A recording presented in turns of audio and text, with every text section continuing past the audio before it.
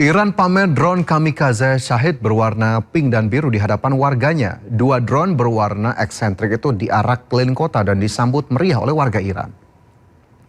Drone kamikaze Shahid berwarna pink dan biru diarak keliling kota. Kedua drone dengan warna eksentrik ini diperlihatkan saat rakyat membanjiri jalanan. Arak-arakan drone berwarna eksentrik ini mendapat sambutan meriah dari rakyat Iran. Mereka mendukung pemerintah dan militer Iran sambil bernyanyi dan mengibarkan bendera.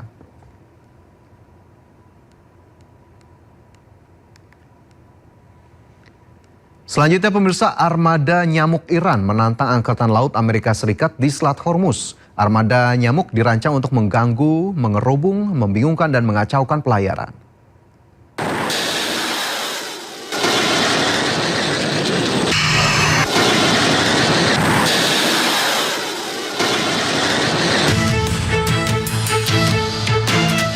Armada nyamuk Iran menantang Angkatan Laut Amerika Serikat di Selat Hormuz. Hal ini adalah balasan atas klaim Amerika Serikat yang telah menghancurkan Angkatan Laut Iran dan hanya menyisakan perahu-perahu kecil. Namun, perahu-perahu kecil yang dimaksud Amerika adalah julukan armada nyamuk yang justru memiliki daya sengat.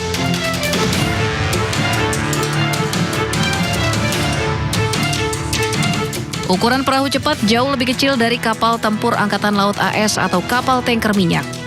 Perahu-perahu ini seringkali mengepung target untuk menyulitkan sensor dan sistem pertahanan. Taktik ini efektif pada jalur perairan sempit seperti Selat Hormuz karena target besar tidak bisa bermanuver dengan mudah. Meskipun kecil, armada nyamuk dilengkapi persenjataan berat termasuk senjata mesin, roket, ranjau laut atau rudal anti kapal.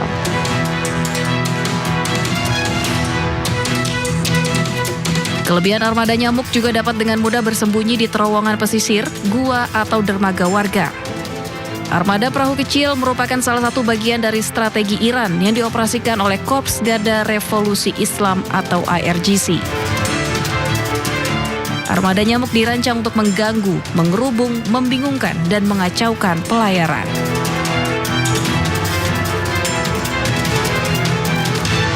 Sejumlah kapal terlihat terhenti di Selat Hormuz di tengah pembatasan navigasi yang terus diberlakukan Iran. Iran mengatakan akan mengizinkan kapal lewat jika mereka bekerja sama dengan Angkatan Laut Iran.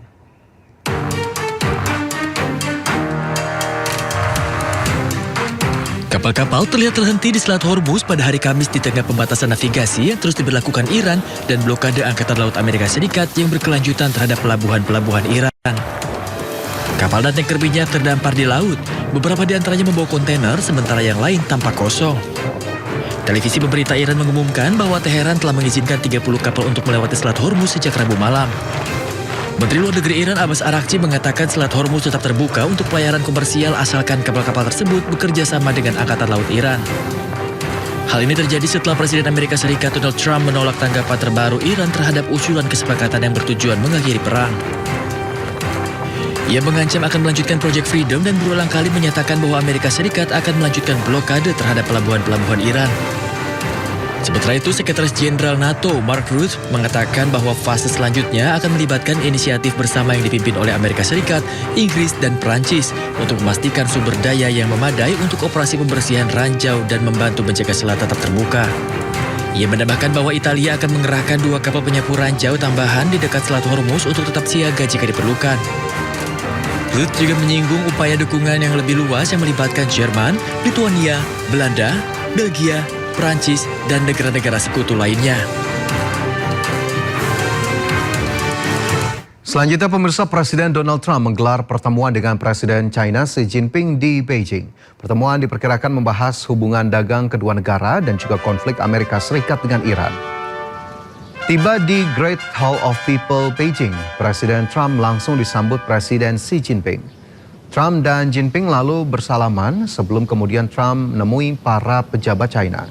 Ini menjadi kunjungan pertama seorang Presiden Amerika Serikat ke China dalam 1 dekade. Dalam kunjungan ini kedua negara akan fokus membahas hubungan perdagangan, kerjasama ekonomi, dan diskusi strategis yang lebih luas antara Washington dan Beijing. Kunjungan diduga juga akan membahas mengenai perang Iran, isu senjata nuklir hingga ketegangan di Taiwan. Kunjungan Trump ke China dilakukan saat meningkatnya konflik Amerika Serikat dengan Iran. Trump diperkirakan akan mendesak China untuk menggunakan pengaruhnya terhadap Teheran, salah satunya terkait program nuklir.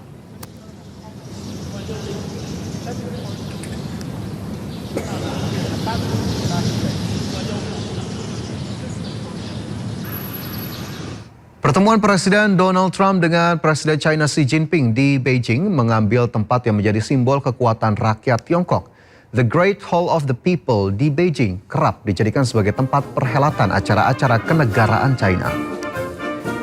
Balai Sidang Rakyat atau Great Hall of the People di Beijing berfungsi sebagai tempat utama untuk acara-acara kenegaraan Tiongkok, di mana Presiden Xi Jinping dan pejabat tinggi lainnya kerap mengadakan upacara penyambutan dan pembicaraan dengan para pemimpin dunia yang berkunjung.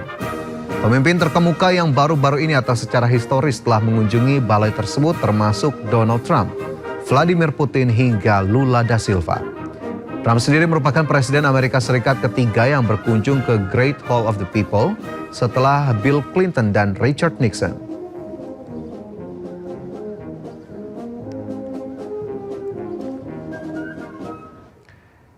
Pemirsa, puluhan tahun jadi rival, Amerika Serikat dan China akhirnya bertemu untuk pertama kalinya setelah 1 dekade. Pertemuan krusial Trump dan Xi Jinping akan menentukan apakah ataupun arah hubungan panas dingin dua negara superpower ini.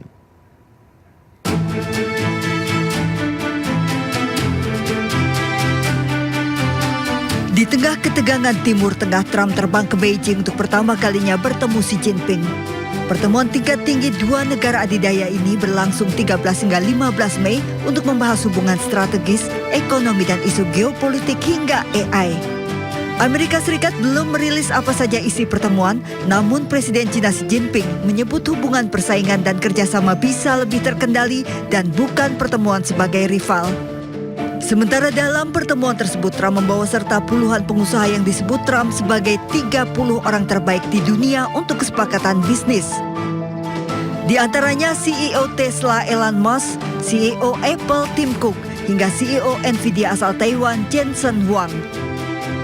And I just want to say on behalf of all of the great delegation that we have the greatest businessmen, the biggest and I guess the best in the world. We have amazing people, and they're all with me. Every single one of them, we asked the top 30 in the world, every single one of them said yes. And I didn't want the second or the third in the company. I wanted only the top. And they're here today to pay respects to you and to China. And they look forward to trade and doing business. And it's going to be totally reciprocal on our behalf.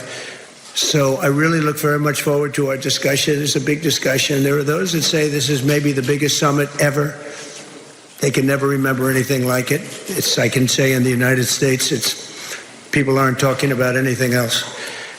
But it's an honor to be with you. It's an honor to be your friend. And the relationship between China and the USA is going to be better than ever before. Teknologi dan rantai pasoknya termasuk produksi chip dan pengembangan kecerdasan buatan atau AI juga menjadi poin penting. Isu keterlibatan Cina dalam krisis Iran dan Selat Hormuz diduga juga akan diminta Trump agar Cina bisa menekan Iran. Selain itu, Taiwan juga akan menjadi posisi tawar yang sensitif karena Cina berulang kali memperingatkan Amerika terkait Taiwan. Dan yang tidak kalah penting, tarif dagang yang sangat tinggi yang sebelumnya diterapkan Trump ke Cina menjadi isu panas saat tahun lalu Trump menetapkan tarif di atas 100%. Pertemuan dua negara ini bertujuan mencegah persaingan menjadi konflik. Hubungan Amerika dan Cina yang panas dingin kini menuju era baru untuk mengakhiri konflik, namun kedua negara diprediksi akan sangat berhati-hati karena melibatkan sejumlah isu sensitif dalam pertemuan.